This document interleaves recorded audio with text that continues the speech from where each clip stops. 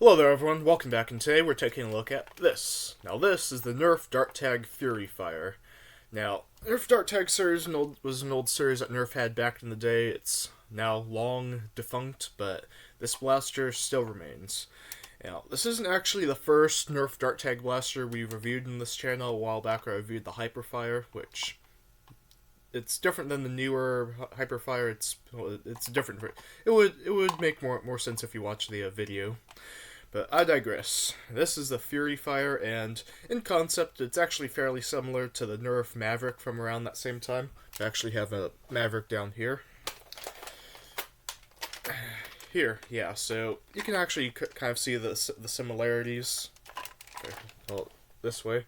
Similarities, it's similar, but there are some differences. The Maverick, of course, is top primed,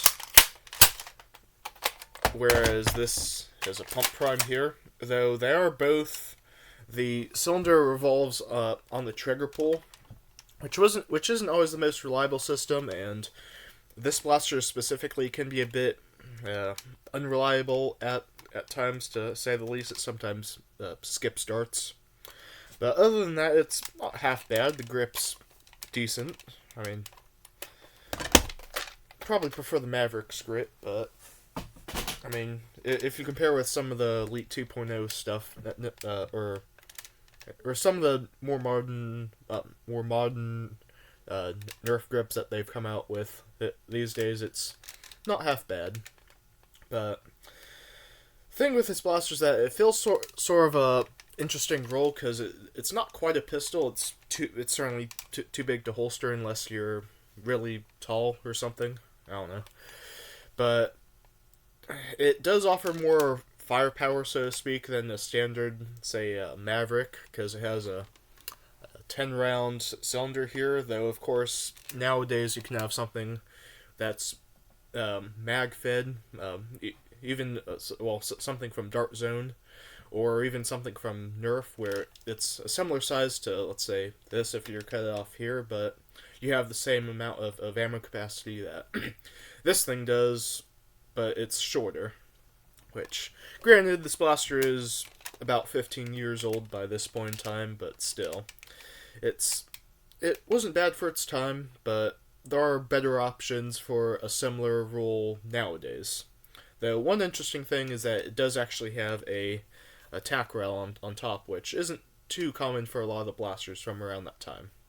But let's go ahead and do a firing test.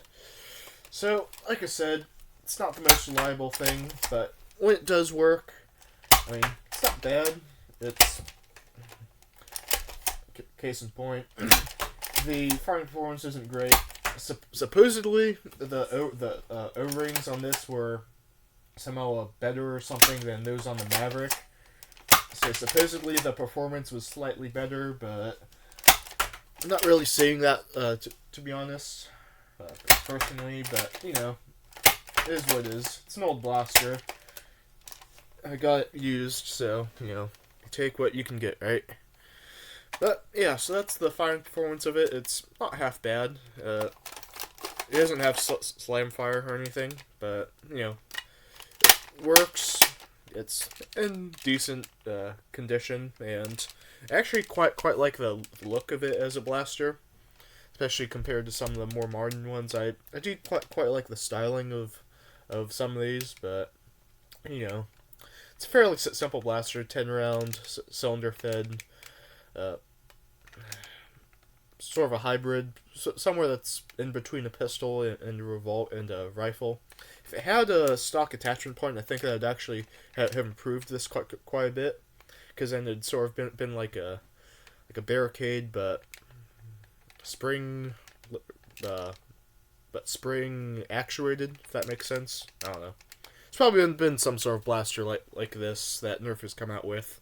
I'm just not remembering it at this point in time, but anyways, it's not a whole lot else left to go over with it. It's a fairly simple blaster. What you see is what you get.